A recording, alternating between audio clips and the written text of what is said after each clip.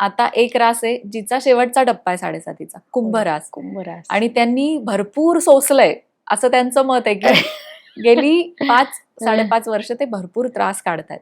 त्यांच्यासाठी तुम्ही काय सांगा? नाही, कुंभ राशीने आता सुद्धा वळून पाहावं, कागद पेन घेऊन लिहावं. कुंभ राशीने तेवढा त्रास अजून काढलेला नाही. कारण कुंभ राशीला 7.5 केव्हा लागते? जेव्हा शनिदेव पहिले मकर राशीत जातात. निसर्ग कुंडलीच्या कर्मस्थानाचं स्वामित्व मकरकडे आहे.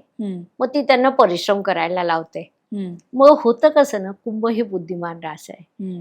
ती इतरांना कामाला लावते आणि इथे त्यांना पहिल्या टप्प्यात वर्क करावं लागतं. बरोबर. त्यामुळे त्यांना त्रास होतो.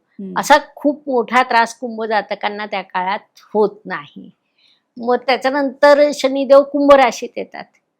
मग तिथे कसं असतं, राशी स्वामी राशीत आला, त्यांचं व्यक्तिमत्व प्रबळ होतं. जगातले वेगवेगळे प्रश्न कसे सोडवायचे, परिश्रम हार्डवर्क न करता स्मार्ट वर्क कसं करायचं, पार्टनरशिप मध्ये डील कसं करायचं, व्यवसायात पैसा कसा ओढायचा, या तिन्ही गोष्टी त्यांना येतात. त्याच्यात ते एक्सपर्ट व्हायला लागतात. आणि हा दुसरा टप्पाही त्यांना त्या पद्धतीने चांगला गेलेला असतो. मग आता गंमत काय झाली की ते तिसऱ्या टप्प्यात शनी आले मीन राशीत. मग ते जे स्थान आहे ना, ते धन कुटुंब वाणी.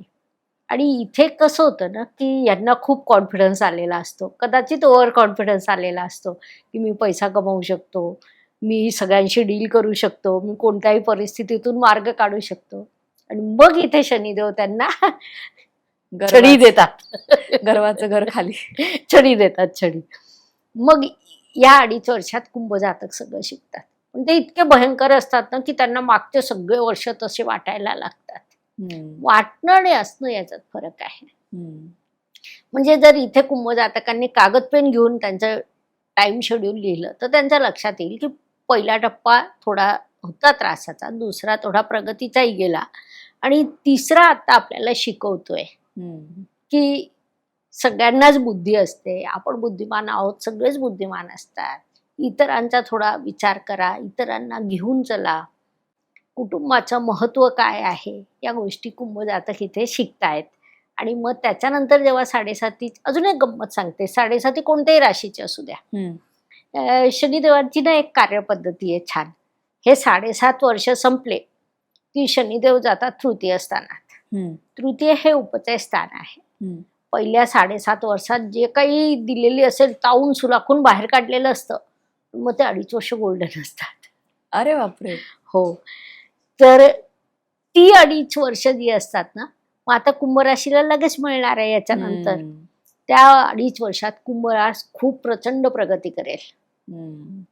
म्हणजे असं नाही होत की शनिदेव 30 वर्ष पूर्णच त्रास देतील. त्यांचं 30 वर्षाचं एक चक्र आहे, 29 वर्ष काही महिने, पण आपण मोगम बोलताना 30 वर्ष म्हणतो.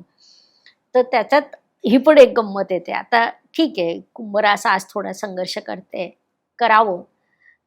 शनिदेव आपल्याला शिकवताय ते शिकावं. आणि त्याच्यानंतर येणारी 2.5 वर्ष तुम्हाला खूप गोल्डन आहेत, त्याचा लाभ घ्या. बरोबर. मग शनीची 7.5 झाली, पण आता शनी ढय्या ज्याला म्हणतात ते नक्की काय असतं? शनी ढय्या म्हणजे काय होतं ना, शनिदेव जेव्हा तुमच्या चतुर्थ स्थानात जातात आणि अष्टम स्थानात, ते 2.5 वर्ष म्हणजे ढय्या. जन्म लग्न कुंडलीमध्ये, राशी कुंडली. अच्छा. शनीचा प्रभाव हा चंद्र राशीवर असतो. ओके. किंवा अनेक गोष्टी चंद्र राशीवर असतात. आपल्या महादशा ज्या ठरतात ना, त्या पण चंद्र राशीवरून ठरतात.